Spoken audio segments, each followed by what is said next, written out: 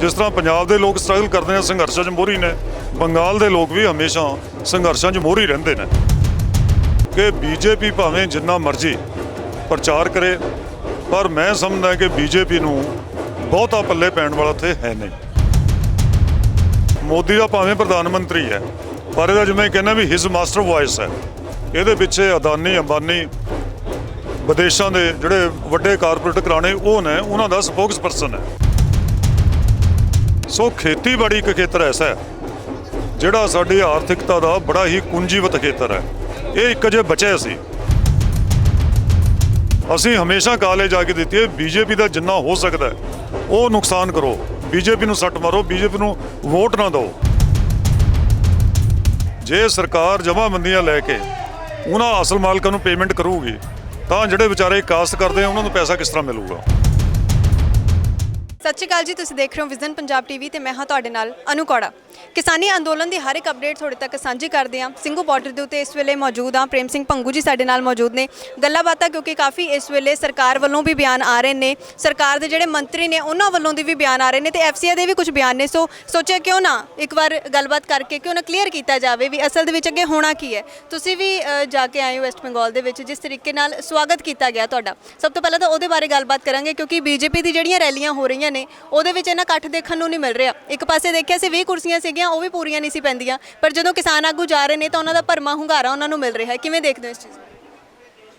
देखो जी, इस तरह है भी पश्चिमी बंगाल का वरतारा कुछ होर है। ममता बनर्जी की सरकार उत्थे 2011 ਦੇ ਵਿੱਚ ਜ਼ਮੀਨਾਂ ਦੇ ਸਵਾਲ ਤੇ ਆਈ ਸੀ। ਤੁਹਾਨੂੰ ਇਹ ਪਤਾ ਹੈ ਜਦੋਂ ਨੰਦੀਗ੍ਰਾਮ ਤੇ ਸੰਗੂਰ ਦੇ ਵਿੱਚ ਜ਼ਬਰਦਸਤੀ ਕਿਸਾਨਾਂ ਦੀ ਜ਼ਮੀਨਾਂ ਅਕਵਾਇਰ ਕਰਕੇ ਘੱਟ ਮੁਆਵਜ਼ਾ ਦੇ ਕੇ ਨਾ ਕੋਈ ਮੁੜ ਵਸੇਬਾ ਕੀਤਾ, ਬਹੁਤ ਵੱਡੇ ਕਾਰਖਾਨੇਦਾਰਾਂ ਨੂੰ ਨੈਨੋ ਫੈਕਟਰੀ ਲਾਉਣ ਲਈ ਦਿੱਤੀਆਂ ਸੀ, ਤਾਂ ਉਸ ਟਾਈਮ ਜ਼ਮੀਨਾਂ ਦੀ ਰਾਖੀ ਲਈ ਇੱਥੇ ਮੂਵਮੈਂਟ ਚੱਲੀ ਸੀ। ਔਰ ਉਹਦੀ ਬਦੌਲਤ ਹੈ कि ममता बनर्जी इत्थे 35 साल चलती एक कम्युनिस्टां की सरकार के पैर उखेड़ के राज सभा दे विच आई सी। सो बंगाल के जिहड़े लोग ने उन्होंने खून के एक तो स्ट्रगल है, एक उन्होंने खून के हक और सच की लड़ाई जिहड़ी वसी हुई है, वो उस तो पिछे नहीं मुड़ते। जिस तरह पंजाब के लोग स्ट्रगल करते हैं, संघर्षां 'च मोहरी ने, बंगाल के लोग भी हमेशा संघर्षां 'च मोहरी रहिंदे ने। सो इसलिए अज जिहड़ी लड़ाई उत्थे है, साडा संयुक्त मोर्चे के साथी असीं गए उत्थे ਤਾਂ ਜੋ ਜਾ ਕੇ ਦੇਖਿਆ ਕਿ बीजेपी ਭਾਵੇਂ ਜਿੰਨਾ ਮਰਜ਼ੀ ਪ੍ਰਚਾਰ ਕਰੇ, ਪਰ ਮੈਂ ਸਮਝਦਾ ਕਿ बीजेपी ਨੂੰ ਬਹੁਤਾ ਪੱਲੇ ਪੈਣ ਵਾਲਾ ਉੱਥੇ ਹੈ ਨਹੀਂ। ਕਿਉਂਕਿ ਲੋਕ ਵੈਸਟ ਬੰਗਾਲ ਦੇ ਹੋਣ, ਬਾਕੀ ਸਾਰੇ ਸੂਬਿਆਂ ਦੇ ਹੋਣ, ਉਹ ਸਮਝ ਚੁੱਕੇ ਨੇ बीजेपी ਦੀ ਪਾਲਿਸੀ ਕੀ ਹੈ, बीजेपी ਦੇ ਪਿੱਛੇ ਕਿਹੜੇ ਸ਼ਕਤੀਆਂ ਨੇ, ਕਿਹੜੇ ਸੈਕਟਰ ਨੇ ਜੋ ਮੋਦੀ ਨੂੰ ਔਰ ਸਰਕਾਰ ਨੂੰ ਚਲਾ ਰਹੇ ਨੇ। ਮੋਦੀ ਦਾ ਭਾਵੇਂ ਪ੍ਰਧਾਨ ਮੰਤਰੀ ਹੈ, पर इहदा जिवें कहना भी हिज मास्टर वॉइस है। इहदे पिछे अदानी अंबानी विदेशों के जिहड़े वड्डे कारपोरेट घराणे वो ने, उन्हां दा स्पोक्स परसन है। इसलिए ये जेकर खेतीबाड़ी के कानून इन्हें बनाए ने तां उन्हां लोकां नूं खुश करन लई, उन्हां लोकां दे मुनाफे कायम करन लई, उन्हां लोकां नूं जमीनां ते कब्ज करन लई कानून बनाए ने। इन्हें साडी आर्थिकता का कोई खेतर छड्डिया नहीं जिसनों अजे तक प्राइवेट घराने के हत्थों नहीं दिता है। एक एक करके बेचा जा रहा है हर खेतर को।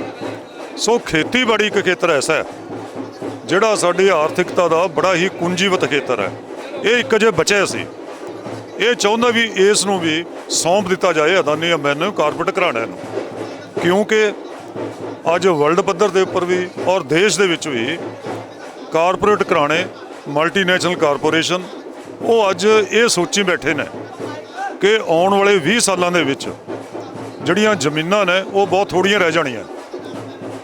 पापूलेशन बढ़ रही है, कलोनियां बनदियां ने, फ्लैट बनते हैं, कारखाने लगते हैं, जमीनों के उपर लगते हैं। इसलिए जी वाहीयोग जमीन है जिथे अनाज पैदा होना है वो बहुत थोड़ी रहनी है। तो इस गल नूं फोर्स ही करते हुए जिहड़े वड्डे कारपोरेट घराणे ने, जिवें बिल गेट्स है, उन्हें 2.5 लाख एकड़ पहले ही जमीन खरीद ली है और होर देशों भी खरीद रहा है। वो साडे कारपोरेट घराणे भी इस नूं मद्देनज़र रख के वो जमीनों के उपर काबज होना चाहुंदे ने, क्योंकि आने वाले 2 दहाकिਆਂ तो बाद एक अनाज जिहदे उपर अजारेदारी उन्होंने कायम होएगी, एक ऐसा बचेगा जो समुची मनुखता गरीब किसानों की लोगों की लुट करेगा, बहुते मुनाफे इससे कमाएंगे। सो ये उद्देश है। ये खेतीबाड़ी कानून वैसे नहीं बने ਇਹ ਬਹੁਤ ਵੱਡੀ ਇੱਕ ਪਾਲਿਸੀ ਦਾ ਸਿੱਟਾ, ਬੜੀ ਸੋਚੀ ਸਮਝੀ ਡੂੰਘੀ ਸਾਜ਼ਿਸ਼ ਦੇ ਅਧੀਨ ਬਣੇ ਨੇ ਉਹਨਾਂ ਨੂੰ ਖੇਤੀਬਾੜੀ ਦਾ ਪ੍ਰਬੰਧ ਸੌਂਪਣ ਦੇ ਲਈ। ਸੋ ਪੱਛਮੀ ਬੰਗਾਲ ਇਸ ਤੋਂ ਪਹਿਲਾਂ ਸਤਰਕ ਹੈ। ਇਸ ਲਈ ਸਾਡੇ ਸੰਯੁਕਤ ਮੋਰਚੇ ਨੂੰ ਉੱਥੇ ਜਦੋਂ ਵੀ ਗਏ ਤਾਂ ਬਹੁਤ ਵੱਡਾ ਸਮਰਥਨ ਮਿਲਿਆ। ਉੱਥੇ ਲੋਕ ਬੜੀ ਵੱਡੀ ਗਿਣਤੀ 'ਚ ਆਏ ਹੈ, ਉਹਨਾਂ ਦਾ ਸਵਾਗਤ ਕੀਤਾ ਹੈ। ਤਾਂ ਇਸ ਤੋਂ ਲੱਗਦਾ ਹੈ ਕਿ ਲੋਕਾਂ ਦੇ ਅੰਦਰ ਇੱਕ ਬੜੀ ਜਜ਼ਬਾ ਹੈ, ਰੋਸ ਹੈ, ਰੋਹ ਹੈ ਜਿਹੜੀ ਬੀਜੇਪੀ ਸਰਕਾਰ ਦੀ ਨੀਤੀਆਂ ਦੇ ਖਿਲਾਫ ਔਰ ਜ਼ਮੀਨਾਂ ਦੇ ਕਬਜ਼ੇ ਕਰਨ ਦੀ ਪਾਲਿਸੀ ਦੇ ਖਿਲਾਫ। ਉਹ ਇਹਨੂੰ ਕਿਤੇ ਨਾ ਕਿਤੇ ਜਵਾਬ ਜ਼ਰੂਰ ਦੇਣਗੇ। ਜਿਵੇਂ ਕਿ ਗੱਲਬਾਤ ਤੋਂ ਪਹਿਲਾਂ ਹੀ ਸਰਕਾਰ ਇਹ ਗੱਲ ਕਹਿੰਦੀ ਹੈ ਵੀ ਵਿਰੋਧੀ ਧਿਰ ਜਿਹੜੀ ਹੈਗੀ ਆ ਉਹ ਇਸ ਅੰਦੋਲਨ ਨੂੰ ਕਿਤੇ ਨਾ ਕਿਤੇ ਚਲਾ ਰਹੀ ਹੈ, ਉਹਨਾਂ ਦਾ ਯੋਗਦਾਨ ਇਸ ਅੰਦੋਲਨ ਦੇ ਵਿੱਚ ਹੈਗਾ ਵਿਰੋਧੀ ਧਿਰਾਂ ਦਾ। ਜਦੋਂ ਤੁਸੀਂ ਬੰਗਾਲ ਦੇ ਵਿੱਚ ਗਏ ਹੋ ਤਾਂ ਕਿਤੇ ਨਾ ਕਿਤੇ ਲੱਗਦਾ ਨਹੀਂ ਵੀ ਦੂਸਰੀ ਧਿਰ ਨੂੰ ਫਾਇਦਾ ਪਹੁੰਚ ਰਿਹਾ ਤੁਹਾਡੇ ਇਸ ਅੰਦੋਲਨ ਦੇ ਨਾਲ, ਜਿਹੜਾ ਤੁਸੀਂ ਬੰਗਾਲ ਦੇ ਵਿੱਚ ਰੈਲੀਆਂ ਕਰ ਰਹੇ ਹੋ? ਦੇਖੋ, ਐਸਾ ਨਹੀਂ, ਪਹਿਲਾਂ ਤਾਂ ਇਸ ਅੰਦੋਲਨ ਨੂੰ ਵਿਰੋਧੀ ਧਿਰ ਕੋਈ ਨਹੀਂ ਚਲਾ ਰਹੀ। 3.5 ਮਹੀਨੇ ਤੁਸੀਂ ਸਿੰਘੂ ਬਾਰਡਰ ਤੇ ਦੇਖੋ, ਦੂਜਿਆਂ ਦੇ ਦੇਖੋ, ਜਾਂ ਪੰਜਾਬ ਦੇ ਵਿੱਚ ਜਦੋਂ ਅੰਦੋਲਨ ਸ਼ੁਰੂ ਹੋਇਆ ਉਦੋਂ ਦੇਖੋ, ਕੋਈ ਵੀ ਵਿਰੋਧੀ ਪਾਰਟੀ ਦਾ, ਕਿਸੇ ਵੀ ਪੋਲੀਟੀਕਲ ਪਾਰਟੀ ਦਾ ਕੋਈ ਲੀਡਰ, ਕੋਈ ਵਰਕਰ ਸਾਡੀ ਸਟੇਜ ਤੇ ਨਹੀਂ ਆਇਆ, ਨਾ ਕੋਈ ਬੋਲਿਆ, ਨਾ ਸਟੇਜ ਸ਼ੇਅਰ ਕੀਤੀ। ਇਸ ਲਈ ਇਹ ਪ੍ਰਚਾਰ ਬੜਾ ਗਲਤ ਹੈ ਸਰਕਾਰ ਦਾ ਵੀ ਇਹ ਵਿਰੋਧੀ ਧਿਰ ਇਸ ਨੂੰ ਚਲਾ ਰਹੀ ਹੈ। ਉਹ ਤਾਂ ਇਸ ਤੋਂ ਰੂਪਮਾਨ ਸਾਬਤ ਹੋ ਚੁੱਕਿਆ। ਤਾਂ ਇਹਨਾਂ ਸੂਬਿਆਂ 'ਚ ਵੀ ਜਾਣਾ ਜਿੱਥੇ ਇਲੈਕਸ਼ਨ ਹੋ ਰਹੀ ਹੈ, ਉੱਥੇ ਵੀ ਸਾਡਾ ਮੰਤਵ ਇਹ ਨਹੀਂ ਕਿ ਅਸੀਂ ਕਿਸੇ ਪਾਰਟੀਕੂਲਰ ਪਾਰਟੀ ਨੂੰ ਵੋਟ ਲਈ ਕਿਹਾ ਉੱਥੇ ਜਾਂ ਉਹਨੂੰ ਜਿਤਾਉਣਾ ਚਾਹੁੰਦੇ ਹਾਂ। ਸਾਡਾ ਮੰਤਵ ਇਹ ਨਹੀਂ। ਸਾਡਾ ਜਿਹੜਾ ਦੁਸ਼ਮਣ ਹੈ, ਅਸੀਂ ਦੁਸ਼ਮਣ ਨੂੰ ਟਾਰਗੇਟ ਕਰਨਾ ਹੈ, ਅਸੀਂ ਉਹਨੂੰ ਹਰਾਉਣਾ ਹੈ। ਅਸੀਂ ਹਮੇਸ਼ਾ ਕਾਲੇ ਜਾ ਕੇ ਦਿੱਤੀ ਹੈ ਬੀਜੇਪੀ ਦਾ ਜਿੰਨਾ ਹੋ ਸਕਦਾ ਹੈ ਉਹ ਨੁਕਸਾਨ ਕਰੋ, ਬੀਜੇਪੀ ਨੂੰ ਸੱਟ ਮਾਰੋ, ਬੀਜੇਪੀ ਨੂੰ ਵੋਟ ਨਾ ਦਿਓ। ਜਿਹੜਾ ਹੋਰ ਕੋਈ ਬੀਜੇਪੀ ਨੂੰ ਹਰਾ ਸਕਦਾ ਉਹਨੂੰ ਵੋਟ ਦੇ ਦਿਓ, ਪਰ ਬੀਜੇਪੀ ਹਾਰਨੀ ਜਿਹੜਾ ਪਹਿਲਾ ਕੰਮ ਹੈ ਇਹਨੂੰ ਅਸੀਂ ਹਰਾਉਣਾ ਹੈ। ਤਾਂ ਕਿ ਜਿੰਨਾ ਵੱਡੇ ਖਤਰਨਾਕ ਕਾਨੂੰਨ ਸਾਡੇ ਖਿਲਾਫ ਬਣਾਏ, ਜਿੰਨਾ ਰਿਪਰੈਸ਼ਨ ਤੇ ਜ਼ਬਰ 26 ਜਨਵਰੀ ਤੋਂ ਬਾਅਦ ਸਾਡੇ ਕਿਸਾਨਾਂ ਤੇ ਉਹਨਾਂ ਨੂੰ ਜੇਲ੍ਹਾਂ 'ਚ ਭੇਜਣਾ, ਮੁਕੱਦਮੇ ਦਾਇਰ ਕਰਨੇ, ਸੜਕਾਂ ਦੇ ਬੈਰੀਕੇਡ ਲਾਣੇ, ਪੱਤਰਕਾਰਾਂ ਨੂੰ ਨੋਟਿਸ ਭੇਜਣੇ, ਕਲਾਕਾਰਾਂ ਨੂੰ ਭੇਜਣੇ, ਇਹ ਸਾਰਾ ਰਿਪਰੈਸ਼ਨ ਹੈ, ਜ਼ਬਰ ਹੈ ਜੋ ਸਰਕਾਰ ਅੰਦੋਲਨ ਨੂੰ ਸਾਬੋਤਾਜ ਤੇ ਫੇਲ ਕਰਨ ਲਈ ਕਰ ਰਹੀ ਹੈ, ਤਾਂ ਕਿ ਇਸ ਨੂੰ ਸਿਆਸੀ ਤੌਰ ਤੇ ਨੁਕਸਾਨ ਪਹੁੰਚਾ ਕੇ ਸਬਕ ਸਿਖਾਇਆ ਜਾ ਸਕੇ। ਕਿਉਂਕਿ ਕਿਸੇ ਵੀ ਰਾਜਨੀਤਿਕ ਪਾਰਟੀ ਲਈ ਜੇ ਉਸਦੇ ਵੋਟ ਬੈਂਕ ਨੂੰ ਖੋਰਾ ਲੱਗਦਾ ਹੈ, ਉਹਦਾ ਸਿਆਸੀ ਨੁਕਸਾਨ ਹੁੰਦਾ ਹੈ, ਇਹੀ ਸਭ ਤੋਂ ਵੱਡਾ ਖਤਰਾ ਉਹਨੂੰ ਭਾਂਦੀ ਹੈ, ਸਭ ਤੋਂ ਵੱਡਾ ਨੁਕਸਾਨ ਵੀ ਦਾ ਇਹੀ ਹੁੰਦਾ ਹੈ। ਇਸ ਲਈ ਸਾਡੇ ਉੱਥੇ ਮੋਰਚੇ ਦੀਆਂ ਟੀਮਾਂ ਗਈਆਂ ਨੇ, ਉਹ ਬਾਕੀ ਸੂਬਿਆਂ 'ਚ ਵੀ ਜਾਣਗੇ। ਜਿੱਥੇ ਜਿੱਥੇ ਮੋਦੀ ਨੇ ਜਾਣਾ ਹੈ, ਕਾਨੂੰਨਾਂ ਦੇ ਹੱਕ 'ਚ ਪ੍ਰਚਾਰ ਕਰਨਾ ਹੈ, ਸਾਡੇ ਖਿਲਾਫ ਭੰਡੀ ਪ੍ਰਚਾਰ ਕਰਨਾ ਹੈ, ਤਾਂ ਉੱਥੇ ਉੱਥੇ ਜਾ ਕੇ ਉਸਦਾ ਉਹਦੇ ਬਲਕਿ ਮੂਹਰੇ ਹੋ ਕੇ ਲੋਕਾਂ ਨੂੰ ਜਾਗਰੂਕ ਕਰਾਂਗੇ, ਚੇਤਨ ਕਰਾਂਗੇ, ਉਹਦਾ ਜਵਾਬ ਦੇਵਾਂਗੇ, ਉਹਦੀ ਨੀਤੀ ਨੂੰ ਨੰਗਾ ਕਰਾਂਗੇ, ਉਹਦੀ ਪਾਰਟੀ ਨੂੰ ਨੰਗਾ ਕਰਾਂਗੇ, ਮੋਦੀ ਦੇ ਝੂਠ ਨੂੰ ਔਰ ਜੁਮਲੇ ਨੂੰ ਨੰਗਾ ਕਰਾਂਗੇ। ਜੇ ਬੀਜੇਪੀ ਸਰਕਾਰ ਉੱਥੇ ਜਿੱਤ ਜਾਂਦੀ ਹੈ ਤਾਂ ਕਿਸਾਨ ਅੰਦੋਲਨ ਕਿੰਨਾ ਕੁ ਢਾਹ ਲੱਗੇਗੀ ਕਿਸਾਨੀ ਅੰਦੋਲਨ ਨੂੰ ਲੱਗੇਗੀ, ਜਾਂ ਫਿਰ ਇਹ ਸਮਝੋਗੇ ਵੀ ਪਤਾ ਲੱਗ ਗਿਆ ਕੁਝ ਵੀ ਉੱਥੇ ਜਾ ਕੇ ਵੀ ਬੰਗਾਲ ਦੇ ਲੋਕ ਨਾਲ ਹੈਗੇ ਕਿ ਨਹੀਂ, ਸਮਝਣ ਦੇ ਵਿੱਚ ਕਿਤੇ ਕਮੀ ਰਹੀ? ਦੇਖੋ, ਅਜਿਹਾ ਕੁਝ ਨਹੀਂ। 2014 ਤੋਂ 2019 ਤੱਕ ਦੇਸ਼ 'ਚ ਬੀਜੇਪੀ ਹੈ, 19 ਤੋਂ ਹੁਣ ਤੱਕ 24 ਤੱਕ ਦੇਸ਼ 'ਚ ਬੀਜੇਪੀ ਹੈ। ਜੇ ਬੀਜੇਪੀ ਦੇ ਰਾਜ ਸੱਤਾ ਦਾ ਆਉਣ ਨਾਲ ਅੰਦੋਲਨ ਨੂੰ ਢਾਹ ਲੱਗਦੀ ਹੈ ਤਾਂ ਐਡਾ ਵੱਡਾ ਅੰਦੋਲਨ ਕਿਉਂ ਉੱਠਦਾ? ਇਹ ਬੀਜੇਪੀ ਸੈਂਟਰ ਦੇ ਵਿੱਚ ਅੰਦੋਲਨ ਤਾਂ ਫਿਰ ਵੀ ਉੱਠਿਆ ਹੋਇਆ। ਪੱਛਮੀ ਬੰਗਾਲ 'ਚ ਵੀ ਜੇ ਬੀਜੇਪੀ ਆ ਜਾਂਦੀ ਹੈ ਤਾਂ ਮੈਂ ਸਮਝਦਾ ਵੀ, ਤੁਸੀਂ ਸਮਝਦਾ ਵੀ ਅੰਦੋਲਨ ਨੂੰ ਢਾਹ ਲੱਗੇਗੀ, ਲੋਕਾਂ 'ਚ ਹੋਰ ਗੁੱਸਾ ਵਧਣਾ, ਹੋਰ ਰੋਸ ਵਧਣਾ। ਮੈਂ ਕਹਿੰਦਾ ਬੰਗਾਲ ਦੇ ਲੋਕ ਹੋਰ ਜ਼ਿਆਦਾ ਤਕੜੇ ਹੋ ਕੇ, ਹੋਰ ਜ਼ਿਆਦਾ ਗੁੱਸੇ ਦੇ ਵਿੱਚ ਬੀਜੇਪੀ ਦੇ ਖਿਲਾਫ ਉੱਠਣਗੇ ਔਰ ਅੰਦੋਲਨ ਨੂੰ ਬਹੁਤ ਬਲ ਮਿਲੇਗਾ, ਲੋਕਾਂ 'ਚ ਗੁੱਸਾ ਹੋਏਗਾ। ਇਨ ਕੇਸ ਬੀਜੇਪੀ ਹਾਰ ਜਾਂਦੀ ਹੈ ਤਾਂ ਬਲ ਸਾਨੂੰ ਫਿਰ ਵੀ ਮਿਲਣਾ ਹੈ, ਕਿਉਂਕਿ ਬੀਜੇਪੀ ਦੀ ਡਿਫੀਟ ਹੋਈ ਹੈ ਉੱਥੇ। ਬੀਜੇਪੀ ਦੀ ਸਰਕਾਰ ਤਾਂ ਉੱਥੇ ਹੈ ਨਹੀਂ, ਇਹ ਤਾਂ ਨਵੀਂ ਉੱਥੇ ਇਨਰੋਡ ਕ੍ਰੀਏਟ ਕਰ ਰਹੀ ਹੈ। ਸੋ ਅਸੀਂ ਨਹੀਂ ਚਾਹੁੰਦੇ ਕਿ ਉਹਨਾਂ ਸੂਬਿਆਂ ਦੇ ਵਿੱਚ ਜਿੱਥੇ ਬੀਜੇਪੀ ਦਾ ਕੋਈ ਬੇਸ ਨਹੀਂ ਉੱਥੇ ਜਾ ਕੇ ਪੈਰ ਜੰਮਣ ਇਸ ਦੇ, ਬਲਕਿ ਜਿੱਥੇ ਇਹਨਾਂ ਦਾ ਬੇਸ ਹੈ ਅਸੀਂ ਤਾਂ ਉੱਥੇ ਤੋਂ ਬੀਜੇਪੀ ਦੇ ਪੈਰ ਪੁੱਟਣ ਦੇ ਲੱਗੇ ਹੋਏ ਹਾਂ। ਯੂਪੀ ਹੋਵੇ ਜਾਂ ਦੂਜੀ ਮੱਧ ਪ੍ਰਦੇਸ਼ ਹੋਵੇ, ਮਹਾਰਾਸ਼ਟਰ, ਦੂਜੀਆਂ ਜਿਹੜੇ ਸਟੇਟਸ ਨੇ ਉਹਨਾਂ ਦੇ ਵਿੱਚ, ਉਹਨਾਂ 'ਚ ਵੀ ਕਿਤੇ ਨਾ ਕਿਤੇ ਬੀਜੇਪੀ ਨੂੰ ਜਿਹੜਾ ਲੋਕਾਂ ਦੇ ਵਿਰੋਧ ਆ, ਲੋਕ ਰਾਏ ਦਾ ਸਾਹਮਣਾ ਕਰਨਾ ਪੈ ਰਿਹਾ। ਔਰ ਉੱਥੇ ਵੀ ਜਿੰਨਾ ਅੰਦੋਲਨ ਲੇਟ ਹੋ ਰਿਹਾ, ਅੰਦੋਲਨ ਲੰਬਾ ਹੋ ਰਿਹਾ, ਬੀਜੇਪੀ ਨੂੰ ਡੇ ਬਾਈ ਡੇ ਨੁਕਸਾਨ ਹੁੰਦਾ ਹੀ ਚਲਾ ਜਾ ਰਿਹਾ। ਜੇ ਇਸ ਮਸਲੇ ਦਾ ਜਲਦੀ ਹੱਲ ਕਰਨਗੇ ਨਹੀਂ ਤਾਂ ਮੈਂ ਕਹੂੰਗਾ ਜੇ 2 ਜਾਂ 3 ਮਹੀਨੇ ਅੰਦੋਲਨ ਹੋਰ ਚੱਲਦਾ ਹੈ ਤਾਂ ਬੀਜੇਪੀ ਨੂੰ, ਬੀਜੇਪੀ ਰੂਲਡ ਸਟੇਟਸ ਆ ਜਿਹੜੀ ਆਪਾਂ ਹਿੰਦੀ ਹਾਰਟਲੈਂਡ ਵੀ ਕਹਿੰਦੇ ਆ, ਉੱਥੇ ਬੀਜੇਪੀ ਨੂੰ ਬਹੁਤ ਵੱਡਾ ਨੁਕਸਾਨ ਹੋਣ ਵਾਲਾ ਹੈ। ਤੋਮਰ ਸਾਹਿਬ ਦਾ ਬਿਆਨ ਆਇਆ ਹੈ ਵੀ ਜਿਹੜੇ ਕਿਸਾਨ ਆਗੂ ਨੇ ਜਾਂ ਕਿਸਾਨ ਨੇ ਉਹਨਾਂ ਨੂੰ ਆਪਣੇ ਕੰਮ ਦੇ ਨਾਲ ਕੰਮ ਰੱਖਣਾ ਚਾਹੀਦਾ ਹੈ। ਬੰਗਾਲ ਦੇ ਵਿੱਚ ਇਸ ਤਰੀਕੇ ਦੇ ਨਾਲ ਆ ਕੇ ਇਹ ਚੀਜ਼ਾਂ ਕਰਨ ਨਾਲ ਉਹਨਾਂ ਨੂੰ ਕੋਈ ਫਾਇਦਾ ਨਹੀਂ ਹੋਣਾ ਹੈਗਾ। ਇਹਨਾਂ ਚੀਜ਼ਾਂ ਨੂੰ ਕਿਵੇਂ ਦੇਖਦੇ ਹੋ? ਹਰਜੀਤ ਗਰੇਵਾਲ ਦਾ ਵੀ ਬਿਆਨ ਆਇਆ ਸੀਗਾ ਵੀ ਜਿੰਨਾ ਮਰਜ਼ੀ ਜ਼ੋਰ ਲਾ ਲੈਣ ਕਿਸਾਨ ਆਗੂ, ਪਰ ਸਰਕਾਰ ਤਾਂ ਬੀਜੇਪੀ ਦੀ ਉਹ ਬਣੂਗੀ। ਦੇਖੋ, ਉਹਨਾਂ ਨੂੰ ਪੁੱਛੋ ਜਦੋਂ ਦੇਸ਼ ਦੇ ਵਿੱਚ ਐਮਰਜੈਂਸੀ ਸੀ ਤਾਂ ਭਾਰਤੀ ਜਨਤਾ ਪਾਰਟੀ ਦੇ ਲੋਕ ਕਿਸ ਤਰ੍ਹਾਂ ਐਮਰਜੈਂਸੀ ਦੇ ਖਿਲਾਫ ਗਲੀਆਂ ਬਾਜ਼ਾਰਾਂ 'ਚ ਉੱਠ ਕੇ ਆਏ ਸੀ। ਅੰਦੋਲਨ ਕਰੇ ਬਗੈਰ ਜੇ ਕਿਸੇ ਦੇ ਹੱਕਾਂ 'ਤੇ ਕੋਈ ਛਾਪਾ ਪੈਂਦਾ ਹੈ, ਅੰਦੋਲਨ ਕਰਨਾ, ਸੜਕਾਂ ਦੇ ਉੱਪਰ ਆਉਣਾ, ਭੀੜਾਂ ਜੁਟਾਉਣੀਆਂ, ਇਹ ਇੱਕ ਸੰਵਿਧਾਨਕ ਹੱਕ ਹੈ। ਸੰਵਿਧਾਨ ਸਾਡਾ ਗਰੰਟੀ ਕਰਦਾ ਹੈ ਕਿ ਕਿਸੇ ਦੀ ਆਵਾਜ਼ ਨੂੰ ਜਿਹੜੀ ਡੈਮੋਕ੍ਰੈਟਿਕ ਹੋਵੇ, ਪੀਸਫੁਲ ਹੋਵੇ, ਉਹਨੂੰ ਸੰਵਿਧਾਨ ਦੇ ਘੇਰੇ 'ਚ ਹੋਵੇ, ਉਹਨੂੰ ਦਬਾਇਆ ਨਹੀਂ ਜਾ ਸਕਦਾ। ਤੇ ਨਾ ਹੀ ਸੰਵਿਧਾਨ ਉਸ ਦੇ ਖਿਲਾਫ ਹੈ, ਨਾ ਹੀ ਸੁਪਰੀਮ ਕੋਰਟ ਵੀ ਹੋਰ ਕੋਰਟਸ ਹੋਣੀ ਉਸ ਦੇ ਖਿਲਾਫ ਕੋਈ ਜਿਹੀ ਗੱਲ ਹੁੰਦੀ ਹੈ। ਸੋ ਇਹ ਕਹਿਣਾ ਵੀ ਲੋਕ ਅੰਦੋਲਨ ਕਰ ਰਹੇ, ਭੀੜਾਂ ਜੁਟਾ ਰਹੇ, ਹੋਰ ਕਰ ਰਹੇ, ਸਾਡਾ ਇੱਕ ਡੈਮੋਕ੍ਰੈਟਿਕ ਕਨਸਟੀਟਿਊਸ਼ਨਲ ਰਾਈਟ ਹੈ, ਇਹ ਸਾਡਾ ਕਰਨਾ। ਸਰਕਾਰਾਂ ਦਾ ਕੰਮ ਹੈ, ਉਹਨਾਂ ਨੇ ਕਾਨੂੰਨ ਬਣਾਏ ਨੇ, ਪਾਲਿਸੀ ਪਾਸ ਕਰਦੇ ਹੈ, ਲੋਕ ਉਹਨੂੰ ਮੰਨਦੇ ਆ, ਨਹੀਂ ਮੰਨਦੇ। ਜੇ ਨਹੀਂ ਮੰਨਦੇ, ਲੋਕ ਸੰਘਰਸ਼ ਦੇ ਰਾਹ ਪੈਣਗੇ ਔਰ ਉਹਨਾਂ ਨੂੰ ਕਾਨੂੰਨ ਬਦਲਣ ਲਈ ਮਜਬੂਰ ਵੀ ਕਰਨਗੇ। ਜੇ ਦੇਸ਼ 'ਚ ਇੰਦਰਾ ਗਾਂਧੀ ਨੇ ਐਮਰਜੈਂਸੀ ਲਾਈ ਸੀ, ਲੋਕ ਬਹੁਤ ਵੱਡੀ ਪੱਧਰ 'ਤੇ ਸਾਰੇ ਸੂਬਿਆਂ 'ਚ ਉੱਠੇ, ਉਹ ਐਮਰਜੈਂਸੀ ਦੇਸ਼ 'ਚ ਨਹੀਂ ਰਹੀ। ਨਾ ਉਹ ਸਰਕਾਰ ਜਿਹਨੇ ਐਮਰਜੈਂਸੀ ਲਾਈ ਸੀ ਉਹ ਵੀ ਜਿਹੜੀ ਰਾਜਸਥਾ ਤੋਂ ਲੋਕਾਂ ਨੇ ਉਤਾਰ ਦਿੱਤੀ ਸੀ। ਅਜੇ ਹੀ ਬੀਜੇਪੀ ਨਾਲ ਹੋਣ ਵਾਲਾ ਹੈ। 2024 ਦੂਰ ਨਹੀਂ, ਇਹਨਾਂ ਦਾ ਘਮੰਡ ਹੈ ਜਿਹੜਾ, ਉਹ ਵੀ ਮੇਰਾ ਖਿਆਲ ਹੈ ਵੀ ਉਤਰ ਜਾਣਾ ਹੈ। ਇਹਨਾਂ ਨੂੰ ਜੋ ਕੁਝ ਆਪਣੀ ਵੱਡੀ ਮੈਜੋਰਟੀ ਦਾ ਘਮਾਨ ਹੈ, ਹੁਣ ਉਹ ਲੋਕਾਂ ਨੇ ਜਿਸ ਤਰ੍ਹਾਂ ਬਟਨ ਦਬਾ ਕੇ ਇਹਨਾਂ ਨੂੰ ਲਿਆਂਦਾ ਹੈ ਨਾ, ਤਾਂ ਬਟਨ ਦਬਾ ਕੇ ਲੋਕ ਇਹਨਾਂ ਨੂੰ ਸਬਕ ਸਿਖਾ ਦੇਣਗੇ ਔਰ ਗੱਦੀ ਤੋਂ ਉਤਾਰ ਦੇਣਗੇ, ਜਿਸ ਤਰ੍ਹਾਂ ਦਾ ਮਾਹੌਲ ਦੇਸ਼ ਦੇ ਵਿੱਚ ਬਣ ਰਿਹਾ ਹੈ। ਰਾਜਨਾਥ ਸਿੰਘ ਦਾ ਵੀ ਬਿਆਨ ਆਉਂਦਾ ਹੈ ਵੀ ਸਰਕਾਰ ਨੂੰ ਗੱਲਬਾਤ ਕਰਨੀ ਚਾਹੀਦੀ ਹੈ। ਮੇਘਾਲੇ ਦੇ ਸੀਐਮ ਦਾ ਬਿਆਨ ਆਉਂਦਾ ਹੈ ਵੀ ਜਿਹੜੇ ਸਰਦਾਰ ਹੁੰਦੇ ਨੇ ਉਹ 300 ਸਾਲ ਤੱਕ ਭੁੱਲਦੇ ਨਹੀਂ ਹੈਗੇ ਜੋ ਸਰਕਾਰਾਂ ਜਾਂ ਵਤੀਰਾ ਕਰਦੀਆਂ ਨੇ ਉਹਨਾਂ ਦੇ ਨਾਲ। ਇਹਨਾਂ ਬਿਆਨਾਂ ਨੂੰ ਕਿਵੇਂ ਦੇਖਦੇ ਹੋ? ਸਰਕਾਰ ਦੇ ਅੰਦਰ ਵੀ ਲੱਗਦਾ ਵੀ ਕਸ਼ਮਕਸ਼ ਬਣੀ ਹੋਈ ਹੈ, ਉਹਨਾਂ ਦੇ ਮੰਤਰੀ ਵੀ ਹੁਣ ਸਰਕਾਰ ਨੂੰ ਕਹਿਣ ਸ਼ੁਰੂ ਹੋ ਗਏ ਨੇ ਵੀ ਹਾਂਜੀ ਗੱਲਬਾਤ ਕਰਨੀ ਚਾਹੀਦੀ ਹੈ। ਦੇਖੋ, ਚੰਗੀ ਗੱਲ ਹੈ, ਕੋਈ ਵੀ ਕਹੇ ਵੀ ਗੱਲਬਾਤ ਕਰਨੀ ਚਾਹੀਦੀ ਹੈ, ਪਰ ਗੱਲਬਾਤ ਕੀ ਹੋਵੇ? ਰਾਜਨਾਥ ਸਿੰਘ ਜੀ ਦਾ ਬਿਆਨ ਇਹ ਕਹਿਣਾ ਤਾਂ ਵੀ ਗੱਲਬਾਤ ਹੋਵੇ, ਇਹ ਤਾਂ ਪਹਿਲਾਂ ਵੀ ਕਹਿੰਦੇ ਰਹੇ ਆ। ਪਹਿਲਾਂ ਮੋਦੀ ਨੇ ਵੀ ਕਿਹਾ ਵੀ ਇੱਕ ਫੋਨ ਕਾਲ ਦੀ ਦੂਰੀ ਤੇ ਹੈ, ਤੋਮਰ ਵੀ ਬਿਆਨ ਦਿੱਤਾ ਵੀ 1.5 ਸਾਲ ਦੇ ਸਵਾਲ ਤੇ ਫਿਰ ਆ ਜਾਓ। ਪਰ ਇਹ ਗੱਲਬਾਤ ਦਾ ਕੋਈ ਤਰੀਕਾ ਨਹੀਂ। ਜਦੋਂ ਗੱਲਬਾਤ ਲਈ ਕੋਈ ਸੱਦਾ ਨਹੀਂ ਆਉਂਦਾ, ਉਹਦਾ ਕੋਈ ਏਜੰਡਾ ਨਹੀਂ ਆਉਂਦਾ, ਟਾਈਮ ਔਰ ਪਲੇਸ ਨਹੀਂ ਫਿਕਸ ਹੁੰਦੀ, ਗੱਲਬਾਤ ਸ਼ੁਰੂ ਨਹੀਂ ਹੁੰਦੀ। ਔਰ ਰਾਜਨਾਥ ਜੀ ਇਹ ਕਹਿਣਾ ਵੀ ਤੁਸੀਂ ਸੌਦਾ ਕਰਵਾ ਲਓ, ਤਾਂ ਮੈਂ ਕਹਾਂਗਾ ਵੀ ਇਹੋ ਹੀ ਬਿਆਨ ਜਿਸ ਤਰ੍ਹਾਂ ਕਹੋ ਵੀ ਪੁਰਾਣੀ ਸ਼ਰਾਬ ਨਵੀਆਂ ਬੋਤਲਾਂ ਦੇ ਵਿੱਚ ਹੋਵੇ, ਉਹੀ ਗੱਲ ਹੈ। ਹੁਣ ਮੂਵਮੈਂਟ ਇਸ ਤੋਂ ਅੱਗੇ ਚਲੀ ਗਈ ਹੈ। ਹੁਣ ਨਾ ਸੌਦਾ ਦੇ ਉੱਪਰ ਹੈ, ਨਾ ਸਟੇ ਕਰਵਾਉਣ 'ਤੇ ਹੈ। ਹੁਣ ਪੰਜਾਬ ਔਰ ਹਰਿਆਣੇ ਦੀ ਮੂਵਮੈਂਟ ਨਹੀਂ, ਇਹ ਗੱਲਾਂ 2-3 ਮਹੀਨੇ ਪਹਿਲਾਂ ਹੁੰਦੀਆਂ, ਚੱਲਦੀਆਂ ਸੀ ਪਹਿਲਾਂ। ਪਰ ਹੁਣ ਤਾਂ ਜਿਹੜੀ ਮੂਵਮੈਂਟ ਹੈ ਇੱਕ ਦੇਸ਼ ਦਾ ਪੂਰੇ ਦਾ ਵਰਤਾਰਾ ਹੈ, ਸਗੋਂ ਸੰਸਾਰ ਦਾ ਵਰਤਾਰਾ ਹੈ। ਹੁਣ ਤਾਂ ਇੱਕ ਬੱਚਾ ਦੇਸ਼ 'ਚ ਸਮਝ ਚੁੱਕਿਆ ਹੈ ਵੀ ਇਹ ਕਾਨੂੰਨ ਤਾਂ ਰੱਦ ਹੀ ਹੋਣੇ ਚਾਹੀਦੇ ਆ। ਜੇ ਕਾਨੂੰਨ ਰਹਿੰਦੇ ਨੇ ਤਾਂ ਖੇਤੀਬਾੜੀ ਨੇ ਬਰਬਾਦ ਹੋਣਾ, ਜ਼ਮੀਨਾਂ ਰਹਿਣੀਆਂ ਨਹੀਂ। ਇਸ ਲਈ ਹੁਣ ਕੋਈ ਨਹੀਂ ਮੰਨਦਾ ਇਸ ਨੂੰ, ਨਾ ਜਥੇਬੰਦੀਆਂ ਨੇ ਮੰਨਣਾ ਹੈ, ਨਾ ਇਹ ਲੱਖਾਂ ਲੋਕ ਜਿਹੜੇ ਤਨ ਮਨ ਧਨ ਨਾਲ 3.5 ਮਹੀਨੇ ਸੜਕਾਂ ਦੇ ਉੱਪਰ ਬੈਠੇ ਨੇ, ਇਹ ਆਪਣੇ ਘਰਾਂ ਨੂੰ ਵਾਪਸ ਜਾਣ ਲਈ ਤਿਆਰ ਨੇ। ਜਦ ਤੱਕ ਇਹ ਕਾਨੂੰਨ ਮੁਕੰਮਲ ਤੌਰ ਤੇ ਰੱਦ ਨਹੀਂ ਹੁੰਦੀ ਔਰ MSP ਤੇ ਗਰੰਟੀ ਦਾ ਕਾਨੂੰਨ ਨਹੀਂ ਬਣਦਾ, ਉਦੋਂ ਤੱਕ ਕੋਈ ਸੋਲੂਸ਼ਨ ਨਿਕਲਣ ਵਾਲਾ ਨਹੀਂ ਹੈ। FCI ਜਿਹੜੀ ਹੈ ਉਹ ਬਿਆਨ ਦਿੰਦੀ ਹੈ ਵੀ ਅਕਾਊਂਟਾਂ ਦੇ ਵਿੱਚ ਡਾਇਰੈਕਟ ਪੇਮੈਂਟ ਹੁਣ ਜਾਊਗੀ ਕਿਸਾਨਾਂ ਦੇ ਨਾਲ। ਉਹ ਕਹਿੰਦੇ ਨੇ ਸਰਕਾਰ ਦਾ ਬਿਆਨ ਆਉਂਦਾ ਹੈ ਵੀ ਚੌਲ ਅਸੀਂ ਉਹ ਚੱਕਣੇ ਨੇ ਜਿਨ੍ਹਾਂ ਦੇ ਵਿੱਚ ਪ੍ਰੋਟੀਨ ਵਾਲੇ ਚੌਲ ਮਿਲੇ ਹੋਣਗੇ।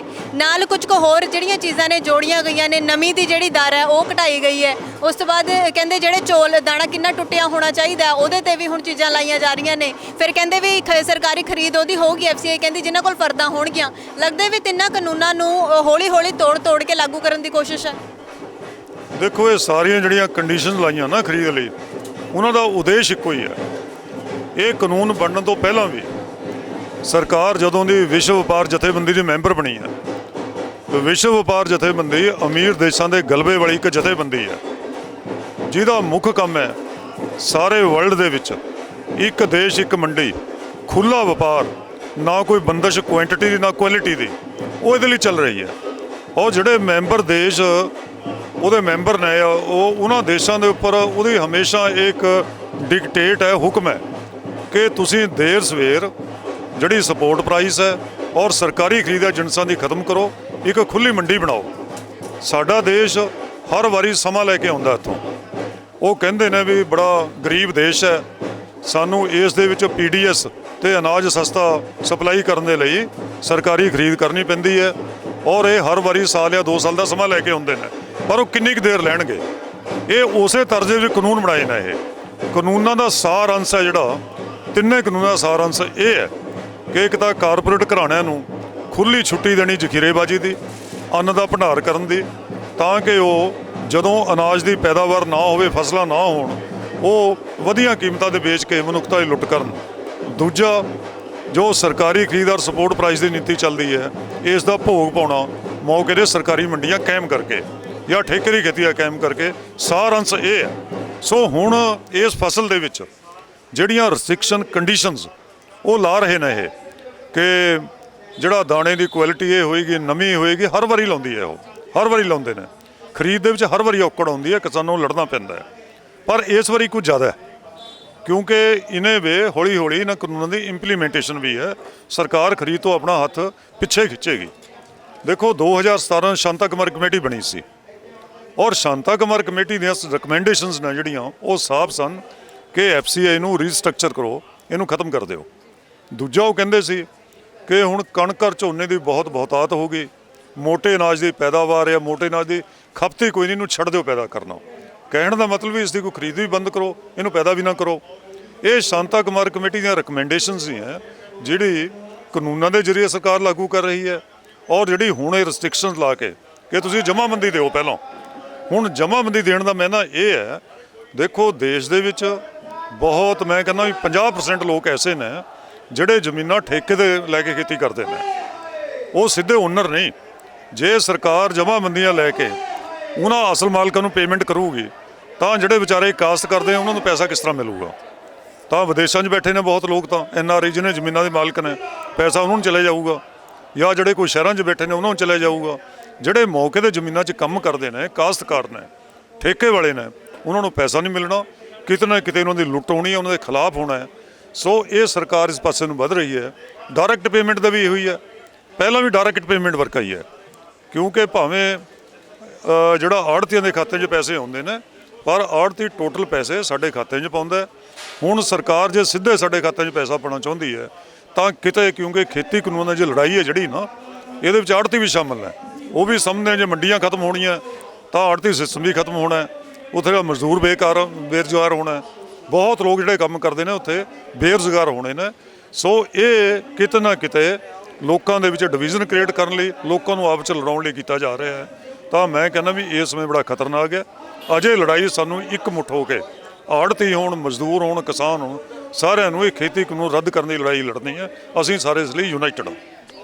ਆਖਰੀ ਸਵਾਲ ਹੈ ਮੇਰਾ ਵੀ, ਹਰ ਵਾਰ ਕਿਸਾਨ ਆਗੂ ਕਾਲ ਦਿੰਦੇ ਨੇ, ਹੁਣ ਵੀ ਕਿਸਾਨ ਆਗੂਆਂ ਨੇ ਕਾਲ ਦਿੱਤੀ ਹੈ ਵੀ 26 ਤਰੀਕ ਨੂੰ ਪੂਰਾ ਭਾਰਤ ਬੰਦ ਰੱਖਣਾ ਹੈ ਔਰ ਪੂਰਾ ਦਿਨ ਬੰਦ ਰਹੇਗਾ, 8 ਤੋਂ 8 ਦੀ ਕਾਲ ਹੈ। ਪਰ ਜਿਹੜੇ ਬੰਦ ਦੀ ਕਾਲ ਹੈ ਉਹ ਸਿਰਫ ਪੂਰੇ ਮਤਲਬ ਦੇਸ਼ ਦੇ ਵਿੱਚ ਹੋਊਗੀ ਕਿ ਦਿੱਲੀ ਇਨਕਲੂਡਿੰਗ ਹੈ ਉਹਦੇ ਵਿੱਚ?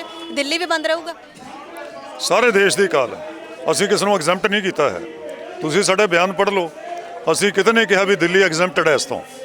ਸਾਰੇ ਦੇਸ਼ ਦੇ ਲੋਕਾਂ ਨੂੰ ਖੁੱਲ੍ਹਾ ਸੱਦਾ ਹੈ, ਸਾਡੇ ਵਪਾਰੀਆਂ ਨੂੰ, ਸਾਰੇ ਮਾਰਕੀਟ ਕਮੇਟੀਆਂ ਨੂੰ, ਸਾਰੇ ਟ੍ਰੇਡ ਯੂਨੀਅਨਸ ਨੂੰ, ਸਾਰੀ ਇੰਪਲਾਈਜ਼ ਆਰਗੇਨਾਈਜੇਸ਼ਨ, ਉਹ ਜਿੱਥੇ ਵੀ ਨੇ, ਅਸੀਂ ਤਾਂ ਭਾਰਤ ਬੰਦ ਕਰਨਾ ਹੈ। ਇੱਕ ਮੈਸੇਜ ਦੇਣਾ ਬੀਜੇਪੀ ਨੂੰ ਕਿ ਬਹੁਤ ਵੱਡੀ ਲੋਕ ਰਹਿ ਤੁਹਾਡੀ ਇਸ ਕਾਰਪੋਰੇਟ ਪੱਖੀ ਔਰ ਕਿਸਾਨ ਵਿਰੋਧੀ ਨੀਤੀ ਦੇ ਖਿਲਾਫ ਬਣ ਗਈ ਹੈ ਔਰ ਦੇਸ਼ ਦੇ ਲੋਕਾਂ 'ਚ ਬੜੀ ਭਾਰੀ ਬੇਚੈਨੀ ਔਰ ਗੁੱਸਾ ਹੈ, ਤਾਂ ਹੀ ਇਹ ਬਹੁਤ ਵੱਡਾ ਭਾਰਤ ਬੰਦ ਕਰਨ ਜਾ ਰਹੇ ਹਾਂ। ਇਹ ਕੋਈ ਸਾਡਾ ਅੰਤਮ ਐਕਸ਼ਨ ਵੀ ਨਹੀਂ। ਸਰਕਾਰ ਨੂੰ ਨਹੀਂ ਜਿਹੜੀ ਜਾਗੇਗੀ ਇਸ ਤੋਂ ਬਾਅਦ ਵੀ, ਤਾਂ ਇਸ ਤੋਂ ਅੱਗੇ ਵੱਡੇ ਐਕਸ਼ਨਾਂ ਦਾ ਵੀ ਐਲਾਨ ਕਰਾਂਗੇ ਜਿਹੜੇ ਸਰਕਾਰ ਨੂੰ ਮਜਬੂਰ ਕਰਨਗੇ ਖੇਤੀ ਕਾਨੂੰਨ ਨੂੰ ਰੱਦ ਕਰਨ ਲਈ ਔਰ MSP ਦੇ ਗਰੰਟੀ ਦਾ ਕਾਨੂੰਨ ਬਣਾਉਣ ਦੇ ਲਈ। ਇਹ ਆਉਣ ਵਾਲੇ ਸਮੇਂ 'ਚ ਅਸੀਂ ਉਲੀਕਾਂਗੇ। ਇਹ ਸੀਗੇ ਪ੍ਰੇਮ ਸਿੰਘ ਭੰਗੂ ਜੀ, ਜਿਨ੍ਹਾਂ ਨੇ ਆਪਣੀ ਗੱਲਬਾਤ ਸਾਡੇ ਨਾਲ ਸਾਂਝੀ ਕੀਤੀ ਹੈ। ਤੇ ਜਿਹੜੀ ਚੀਜ਼ ਦਾ ਖਦਸ਼ਾ ਜਤਾਇਆ ਜਾ ਰਿਹਾ ਸੀ, ਕਿਉਂਕਿ ਹਰ ਵਾਰ ਜਿਹੜੀ ਕਾਲਸ ਹੁੰਦੀਆਂ ਨੇ ਉਹ ਬਾਕੀ ਦੇਸ਼ ਦੇ ਵਿੱਚ ਤਾਂ ਲਾਗੂ ਹੋ ਜਾਂਦੀਆਂ ਨੇ ਪਰ ਦਿੱਲੀ ਦੇ ਵਿੱਚ ਲਾਗੂ ਨਹੀਂ ਹੁੰਦੀਆਂ ਸੀਗੀਆਂ। ਸੋ ਇਸ ਵਾਰ ਭਾਰਤ ਬੰਦ ਦਾ ਜਿਹੜਾ ਸੱਦਾ ਦਿੱਤਾ ਗਿਆ 26 ਤਰੀਕ ਨੂੰ, ਕਹਿੰਦੇ ਵੀ ਦਿੱਲੀ ਦੇ ਵਿੱਚ ਵੀ ਉਹ ਜਿਹੜੀ ਕਾਲ ਹੈ ਉਹ ਲਾਗੂ ਹੋਏਗੀ। 26 ਤਰੀਕ ਨੂੰ ਦਿੱਲੀ ਜਿਹੜੀ ਹੈ ਉਹ ਵੀ ਬੰਦ ਕੀਤੀ ਜਾਏਗੀ, ਸੱਦਾ ਦਿੱਤਾ ਜਾ ਰਿਹਾ। ਉਸ ਤੋਂ ਬਾਅਦ ਕਹਿੰਦੇ ਵੀ ਆਗੂਆਂ ਨੇ ਹੁਣ ਇਹ ਠਾਣ ਲਿਆ ਵੀ ਜੇ ਸਰਕਾਰ ਵੋਟਾਂ ਦੀ ਗੱਲ ਮੰਨਦੀ ਹੈ ਤਾਂ ਉਹਨਾਂ ਨੂੰ ਵੋਟਾਂ ਦੇ ਜ਼ਰੀਏ ਹੀ ਚੋਣ ਪਹੁੰਚਾਉਣ ਦੀ ਕੋਸ਼ਿਸ਼ ਕੀਤੀ ਜਾਏਗੀ। ਇਸ ਕਰਕੇ ਬੰਗਾਲ ਦੇ ਵਿੱਚ ਜਿਹੜੀਆਂ ਨੇ ਰੈਲੀਆਂ ਹੋ ਰਹੀਆਂ ਨੇ ਤੇ ਉਸ ਵੇਲੇ ਦੀ ਸਥਿਤੀ ਕੀ ਹੈ, ਕਿਵੇਂ ਜਿਹੜੇ ਲੋਕ ਨੇ ਉਹ ਕਿਸਾਨਾਂ ਦਾ ਸਾਥ ਦੇ ਰਹੇ ਨੇ ਜਾਂ ਸਰਕਾਰ ਦਾ ਸਾਥ ਦੇ ਰਹੇ ਨੇ, ਉਹ ਵੀ ਤਸਵੀਰਾਂ ਜਿਹੜੀਆਂ ਨੇ ਹੌਲੀ ਹੌਲੀ ਸਾਂਝੀਆਂ ਹੋ ਰਹੀਆਂ ਨੇ, ਤੁਹਾਡੇ ਰੂਬਰੂ ਵੀ ਕਰਾਂਗੇ। ਤੁਸੀਂ ਦੇਖਦੇ ਰਹਿਣਾ vision Punjab TV। Cameraman Goldy ਦੇ ਨਾਲ ਮੈਂ ਅਨੁਕੋੜਾ।